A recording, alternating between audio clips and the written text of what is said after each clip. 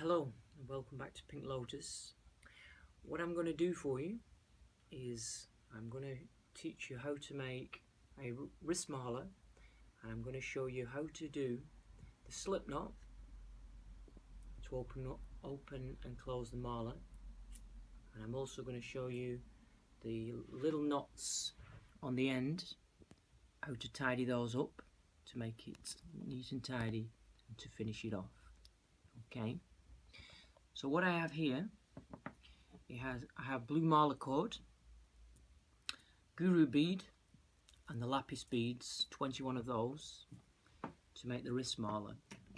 So I'm going to start. What I've got to do with the cord is, by using the burner, I've got to make a needle to thread this through the stone beads. So what I do is, at the ends, I just make a thin, long needle-like part of the cord, and that should now enable me to go through each of the beads and to pull those on quite easily. So it's just a case of going through the 21 beads and individually threading them.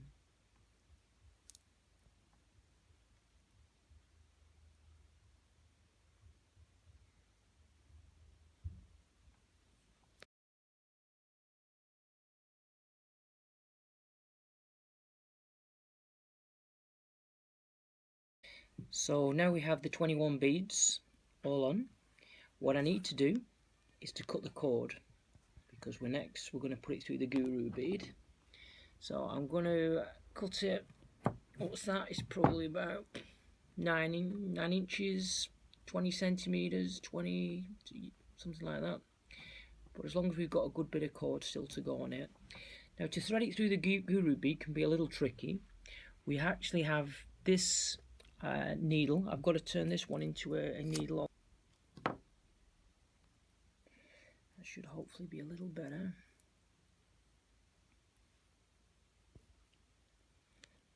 So again, put a little bit of a bend on the end of it, move it into here, and I have it sticking out of there at one side. And while I've still got this the thin part, what I'm going to try and do is also do this side. So again, we'll do a little kink in it. You know, I can do most things pretty quickly, but sometimes this can be the tricky bit.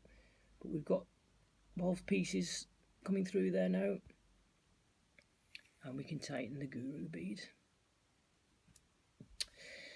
So now we need to put the funnel on.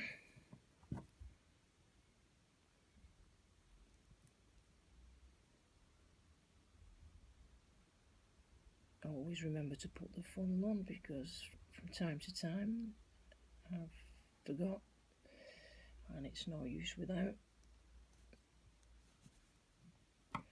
Okay, so now we're ready to go with the knot.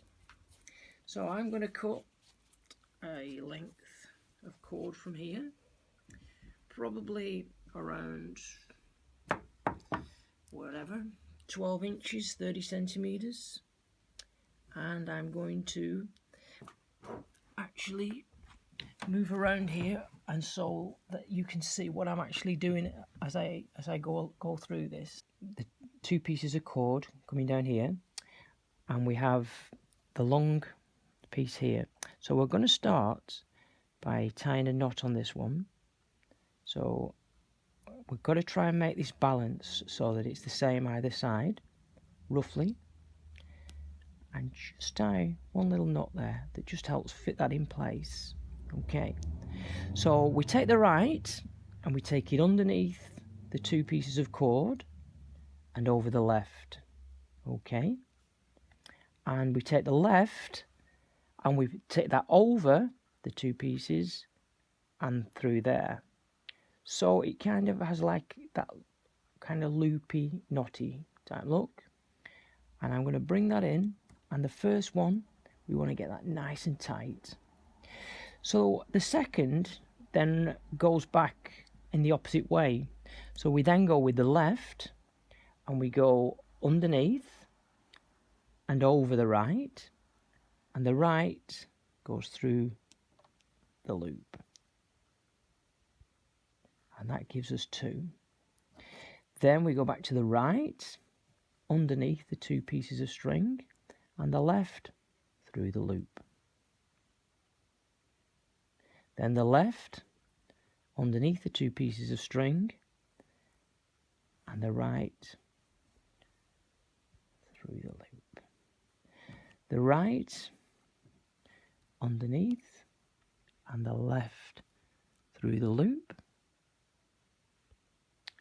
The left, underneath. Sorry, just making sure that. And the right through the loop. So that's 6, and we're going to just do one more. We're going to do 7. So again, through there, the left through the loop, and that's a nice little number for a wrist smaller. Okay, we just push that down, making sure it's nice and snug. So what we're going to do here is we're going to cut a couple of millimeters from the end there, maybe a little more, and we're just going to burn that down and dull it with our thumb. We're going to do the same on the other side. We're going to cut 2 or 3 millimeters remaining, burn that down, and that's good to go. So now we have the slip knot. This is totally movable. It's not attached to the strings. It's just separate from it. So our next thing is we're going to do the 2 little end bits, these nice little knot ends. So first of all, I'm going to get a small bead, just as a nice little bead too. And then what we've got to do is we need to make a loop about roughly around that size, and we're going to bring the string back through it. A little tricky this, and it takes a little bit of practice to get good at it, but what we've got to do is hold that in place. And what it does then is it goes round the back and through here, and when we've done that, we pull that and hold that in place. Come round here, this is a 3rd time, round the back of here,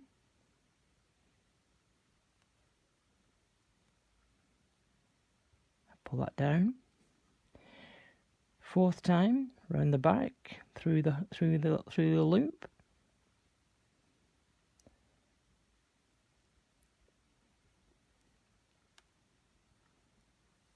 5th time, through the back,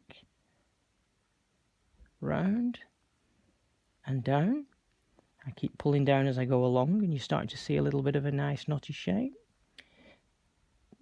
A 6th one, oops, coming through there, going back round for a 7th. Usually I do them 7 or 8 times. We could pull that down. Let's just do a little 8th, just to make sure we're happy with the size of that knot. Bringing that round. Now this is the important bit. So what we do with this, holding that to make sure it's in place, we get the whole knot and we pull that to the end there. Okay, then what we need to do, same as before, 2 or 3 millimeters off it, burn that down, squash that down, and that's the first one in place. We're going to repeat the process now on this side. So I'm going to put in the needle through it, pull it down to the knot, make a loop, and put the string through. So your loop again is roughly around that size. So we're going to hold that in place and go around the back. 1. Going to come round the back of there.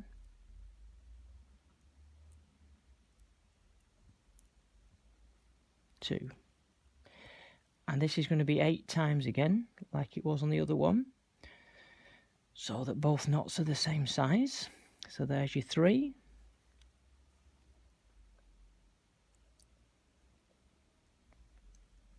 There's your 4.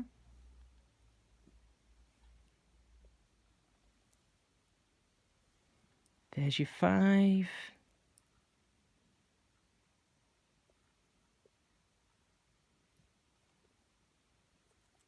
There's your 6.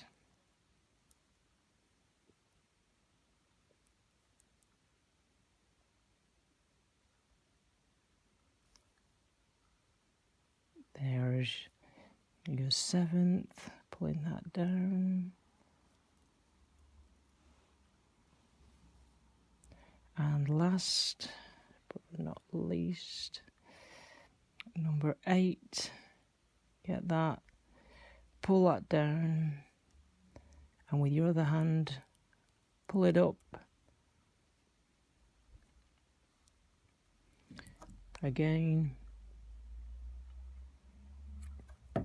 cut 2-3 millimeters off, burn that down, and there we have our lapis prayer marla, wrist marla, sorry. So that's opens up to put your wrist through, and then comes back down, and you can do the same with the prayer marla with 108 beads. With this one, sometimes for me it took quite a while for me to get good at doing this. This needs a little bit of practice, so don't get frustrated if you can't do it. Just stick at it, then it starts to make sense, and then when you can do it, it does finish off your marla very nicely. So there we have it. So there we have it, guys. One nice finished wrist marla. That comes up like that. Stick it on your wrist. Pull back the guru bead. Pull back the funnel. Pull back the knot. And there you have one nice, beautiful wrist marla. Hope that's been helpful. Thank you for watching.